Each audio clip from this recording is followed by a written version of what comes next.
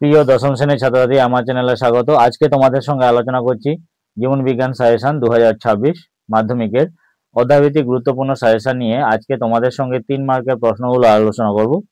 3 মার্কের প্রশ্ন বলতে যেটা 5 নম্বরের প্রশ্ন তোমাদের দেওয়া থাকবে, সেখানে 3+2 অর্থাৎ 3+2 এ যে প্রশ্নগুলো বিভক্ত করা থাকে বা ভাগ করা থাকে, ওখান থেকে গুরুত্বপূর্ণ 3 নম্বরের প্রশ্নগুলো আজ তোমাদের সঙ্গে আলোচনা করছি। তো চলো আমরা দেখে নিই।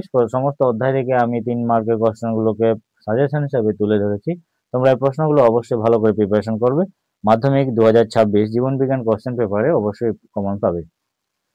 তো চলো আমরা দেখে নিই গুরুত্বপূর্ণ প্রশ্নগুলো কি রয়েছে। প্রথমে দেখো, প্রথম অধ্যায় যেটা জীবজগতের জীবজগতের নিয়ন্ত্রণ ও সমন্বয়। এখান থেকে প্রথমে যে প্রশ্নটি আমি সাজেশন হিসেবে দিয়েছি, একশন ও ডেনড্রনের গঠনগত কার্যগত পার্থক্য লেখো। 2 হরমোনের বৈশিষ্ট্য আলোচনা করো। 3 নম্বরে মাছের গমনে মায়োটম পেশি ভূমিকা আলোচনা করো। 4 দিকে দেয় ঘন্টা বাজার সঙ্গে যেভাবে তুমি দরজা খুলবে সেই স্নায়বিক পথটি একটি শব্দছকের মাধ্যমে দেখাও। 4 নম্বর ট্রপিক চলন আর ন্যাস্টিক চলনের মধ্যে পার্থক্য লেখো। 6 সাইটোকাইনিন হরমোনের কাজ লেখো। 7 নম্বর প্রজেস্টেরন আর টেস্টোস্টেরন হরমোনের কাজ কি। 8 স্নায়ুতন্ত্রের প্রয়োজনীয়তা উল্লেখ করো। 9 নম্বরে জিব্বেরেলিন হরমোনের ভূমিকা উল্লেখ করো। 10 বহিঃক্ষরা অন্তঃক্ষরা গ্রন্থির মধ্যে পার্থক্য লেখো। 11 মেনিনজেস ও সিএসএফ এর অবস্থান বিবৃতি করো। 12 নম্বরে মায়োপিয়ার কারণ কি, কিভাবে এটি সংশোধন করা যায়। 13 নম্বরে অ্যামিবা গমন পদ্ধতি বর্ণনা দাও। এরপরে দ্বিতীয় অধ্যায় জীবনের প্রভাবনতা। এখান থেকে 3 নম্বরের গুরুত্বপূর্ণ প্রশ্ন, কোষ চক্র কাকে বলে এবং কোষ চক্রের গুরুত্ব লেখো। 2 মাইক্রোপ্রপাগেশন এর গুরুত্ব লেখো। 3 নম্বর মিয়োসিসের বৈশিষ্ট্যগত ও মাইটোসিসের বৈশিষ্ট্যগত থেকে পৃথক বক্তব্যটির যথার্থতা প্রমাণ করো। নেক্সট হচ্ছে কি পার্থক্য লেখো। পার্থক্যের মধ্যে দেখো, আমি গোটা কয়েক গুরুত্বপূর্ণ হিসেবে তুলে ধরেছি। মাইটোসিস ও মাইটোসিসের মধ্যে পার্থক্য, বৃদ্ধি ও বিকাশের মধ্যে পার্থক্য, ডিএনএ ও আরএনএ এর মধ্যে পার্থক্য, ইউক্রোমাটিন ও হেটেরোক্রোমাটিনের মধ্যে পার্থক্য। এরপর চলো নেক্সটে 5 নম্বরে ক্রসিং ওভার কি, এর গুরুত্ব লেখো। 6 ক্রোমোজোম, ডিএনএ এবং জিনের মধ্যে আন্তঃসম্পর্ক ব্যাখ্যা করো। 7 নম্বর কোশ্চেন, মাইটোসিস কোষ বিভাজনে মেটাফেজ দশার বৈশিষ্ট্যগুলি আলোচনা করো বা লেখো। এরপরে 8 উদ্ভিদ কোষ ও প্রাণী কোষের মাইটোসিসের পার্থক্য লেখো। 9 নম্বর কোশ্চেন, অ্যামাইটোসিস কোষ বিভাজনকে প্রত্যক্ষ কোষ বিভাজন এবং মাইটোসিস কোষ বিভাজনকে পরোক্ষ বিভাজন বলা হয় কেন। নেক্সট কোশ্চেনের দিকে যাই। তৃতীয় অধ্যায় বংশগতি ও কয়েকটি সাধারণ জিনগত রোগ। এখান থেকে গুরুত্বপূর্ণ 3 মার্কের প্রশ্ন। 1 নম্বরে মেন্ডেল পরীক্ষার জন্য মোটর গাছের 7 জোড়া বিপরীত বৈশিষ্ট্য উল্লেখ করো। 2 দ্বিসংকর জনন পরীক্ষাটি চেকার বোর্ডের সাহায্যে দেখাও। 3 নম্বরে বংশগতিতে মেন্ডেলের সূত্র অসম্পূর্ণতা ব্যাখ্যা করো। 4 নম্বরে থ্যালাসেমিয়া আক্রান্ত শিশুর দেহে কি কি লক্ষণ পরিলক্ষিত হয়, সেই সময় জেনেটিক কাউন্সিলিং এর সময় কি পরামর্শ দেওয়া হয়।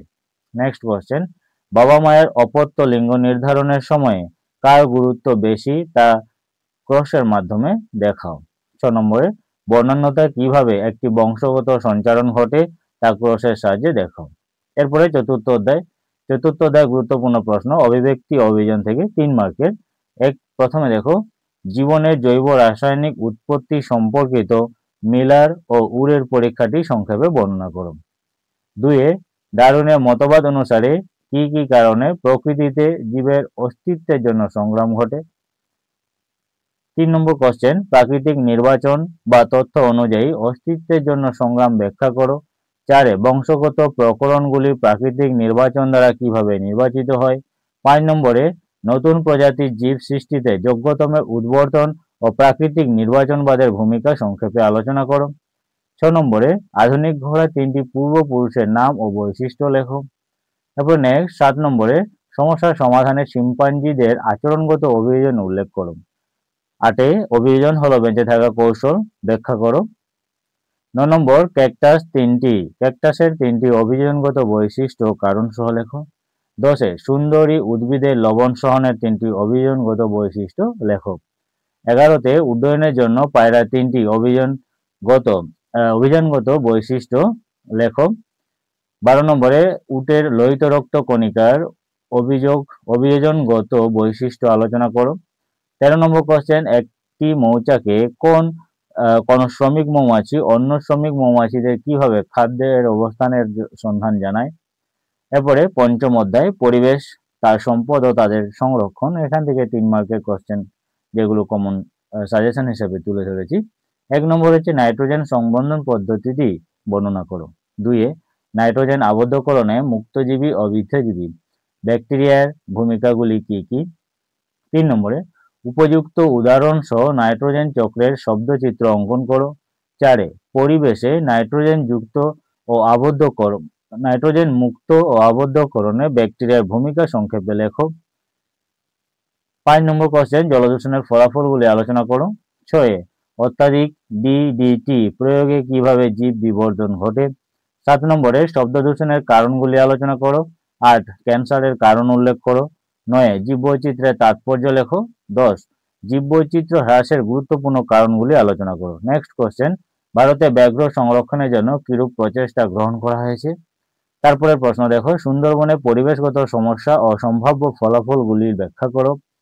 13 নম্বরে ইনসিটু ও এক্সিটু সংরক্ষণের মধ্যে পার্থক্য লেখো, অথবা কি কি উপায়ে ইনসিটু সংরক্ষণ করা হয় তা সংক্ষেপে লেখো। নেক্সট কোশ্চেন, পিবিআর এর প্রয়োজনীয়তা বা গুরুত্ব লেখো। 15 নম্বর প্রশ্ন, বন সংরক্ষণে যে কোনো 4টি উপায় লেখো, অথবা বন্যপ্রাণী সংরক্ষণের প্রয়োজনীয়তা সংক্ষেপে উল্লেখ করো। তো এই ছিল আজকে গুরুত্বপূর্ণ প্রশ্ন, যেগুলো মাধ্যমিক 2026 জীবন বিজ্ঞানের 3 নাম্বার প্রশ্নের উল্লেখযোগ্য এবং খুবই গুরুত্বপূর্ণ। এই প্রশ্নগুলো তোমরা অবশ্যই ভালো করে দেখে যাবে, এখান থেকে প্রশ্নগুলো অবশ্যই কমন পেয়ে যাবে। তো আজকের মতো এটুকুই। ভিডিওটি যদি ভালো লাগে তাহলে অবশ্যই ভিডিওটি লাইক করবে, কমেন্ট করে জানাবে, আর আমার চ্যানেলে যদি কোনো বন্ধু নতুন এসে থাকো তাহলে অবশ্যই চ্যানেলটিকে সাবস্ক্রাইব করে দেবে। তো আজকের মতো এটুকুই, ধন্যবাদ।